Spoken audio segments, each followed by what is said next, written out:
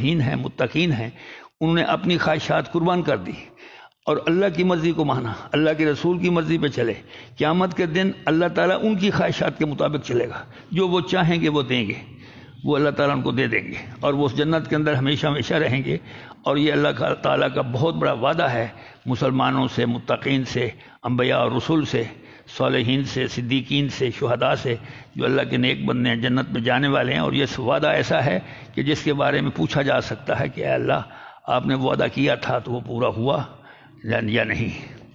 اور اللہ تعالیٰ فرماتے ہیں کہ یہ اس دن کی بات ہے۔ دوسرا سوال جو ہے کہ اللہ تعالیٰ فرمائے گا کہ جب اللہ تعالیٰ نے سب کو جمع فرما دے گا، ان مشرکین کو بھی اور ان کو بھی جن کی یہ عبادت کرتے تھے، مشرکین کو بھی جمع کریں گے اور ان کو بھی جن کی یہ عبادت کرتے تھے۔ اور کن کی عبادت کرتے تھے؟ بہت سی چیزیں آ گئی، اس میں فرشتوں کی بھی عبادت کرتے تھے، اس میں انبیاء اور رسول کی بھی عبادت کرتے تھے۔ مثلا عیسائی جو ہیں وہ عیسیٰ علیہ السلام کو اللہ کا بیٹا کہتے تھے، شرک کرتے تھے۔ یہودی عزیر کو اللہ کا بیٹا کہتے تھے۔ کچھ دوسرے لوگ تھے وہ صنم اور وثن کی پوجا پاٹ کرتے تھے، بتوں کی، لات و عزا کی ہے، منات کی ہے، حبل کی ہے۔ کچھ دوسرے لوگ مثلا ہندوستان کے اندر دیوی دیوتا ہیں، ان کی پوجا پاٹ کرتے تھے جو پتھروں اور دھات کے بنے ہوتے تھے۔ اور کچھ دوسرے لوگ بھی ہیں جو انسانوں میں سے کچھ لوگوں کے، کچھ اولیاء اللہ کے، کچھ غوث، کچھ قطب، ان کی بات کو پریفرنس دیتے تھے، ترجیح دیتے تھے اللہ کے حکم کے مطابق، اور وہ شرک کا ارتکاب کرتے تھے۔ یہ صلحاء، یہ اولیاء لوگ جو ہیں یہ اپنے اپنی قبروں میں مدفون تھے، ان کی قبروں کا چکر لگایا کرتے تھے، ان کی طواف کرتے تھے، درخواستیں لے کر رکھا کرتے تھے، ان کو حاجت روا مشکل کشا سمجھتے تھے، اللہ سے دعا کرنے کی بجائے ان سے توقع رکھتے تھے۔ یہ سب کی شرک کی مختلف قسمیں ہیں۔ ان تمام شرکا کو، اور کچھ ایسے لوگ ہیں جو نباتات میں سے درختوں کی پوجا پاٹ کرتے ہیں۔ مثلا ہندو پیپل کو بڑا مقدس درخت سمجھتے ہیں، پیپل، اس کو جانوروں کو وہ بڑے مقدس سمجھتے ہیں، مثلا سانپ، بندر، اس قسم کی چیزیں ہیں، گائے ہے اس کو بڑا تقدس حاصل ہے۔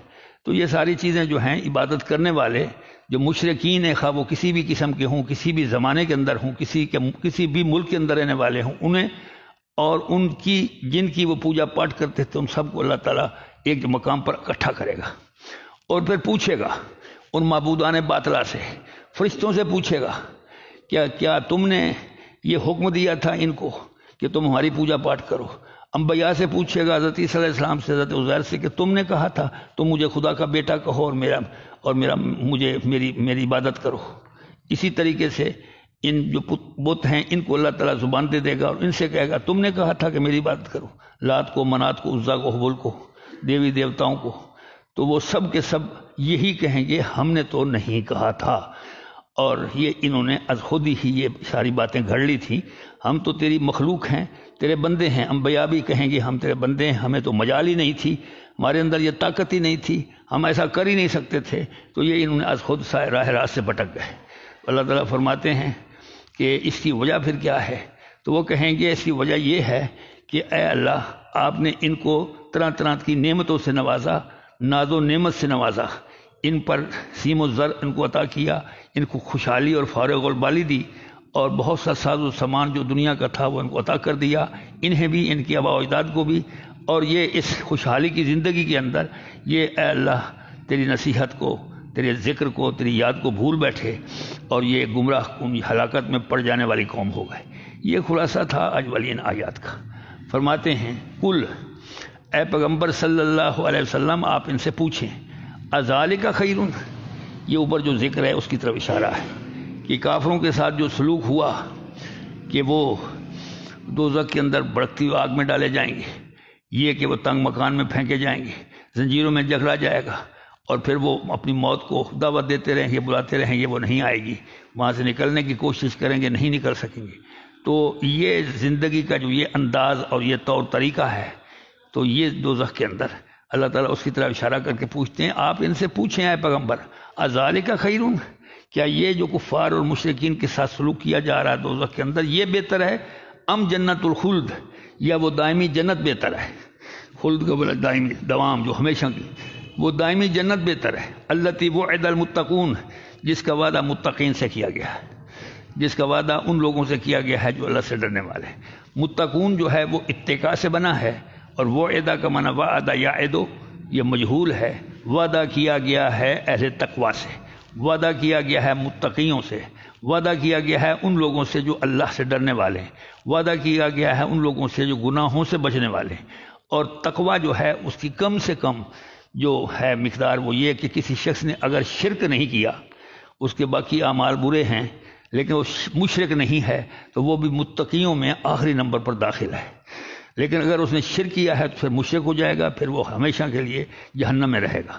تو اللہ تعالیٰ فرماتے ہیں کہ کیا یہ عذاب جو ان مشرکین کو پیش آئیں گے جس کا اوپر ذکر ہوا، وہ بہتر ہیں یا وہ دائمی باغات، وہ دائمی جنت بہتر ہے جس کا متقیوں سے وعدہ کیا گیا ہے؟ یہ سوال کیا گیا۔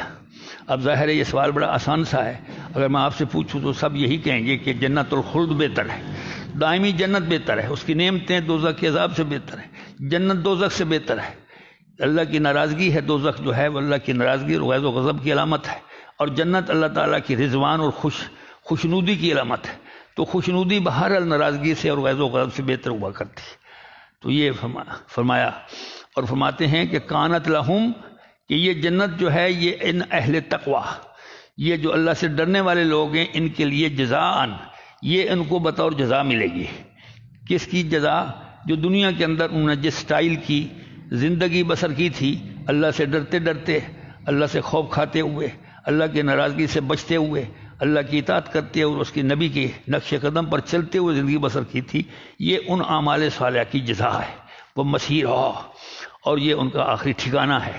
کا مطلب یہ ہے کہ اس میں جنت میں داخل ہو کر نہ کبھی نکلیں گے اور نہ کبھی ان کو نکالا جائے گا، ہمیشہ ہمیشہ اس میں رہیں گے۔ تو اللہ تعالیٰ فرماتے ہیں کہ جنت کے اندر ان کا کتنا ریگارڈ کیا جائے گا، ان کی خواہشات کا کتنا احترام اور اکرام کیا جائے گا۔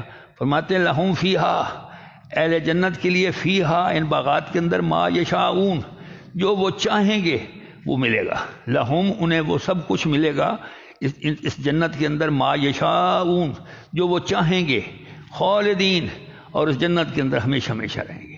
یشاؤون جو ہے یشا سے ہے، مشیت سے ہے، جیسے ہم کہتے ہیں انشاء اللہ، اگر اللہ نے چاہا، تو شاء ماضی ہے اور یشاء اس کا مضارع ہے۔ جو جنت کے اندر وہ چاہیں گے وہ ان کو ملے گا، جو ان کی خواہش ہوگی ان کی خواہش کا احترام کیا جائے گا۔